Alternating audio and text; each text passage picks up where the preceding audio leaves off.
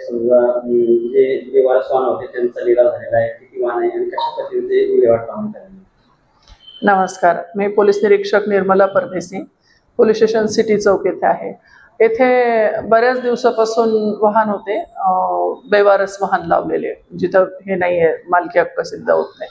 त्याच्यात आमचे पथकाचे नेमले होते. ते पथकाचे प्रमुख होते पोलीस उपनिरीक्षक संभाजी नाईक म्हणून साहेब PSI, आणि त्यांना कर्मचारी मदतीला दिले होते. त्यांनी त्या वाहनांची पूर्ण यादी, चेसिस नंबर, इंजिन नंबरची केली आणि सर्व शोध घेतला, परंतु ते मिळून आले नाही.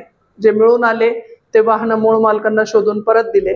मग त्याच्यातले उरलेले जे वाहन होते 57 दुचाकी होते आणि 1 4 चाकी होती.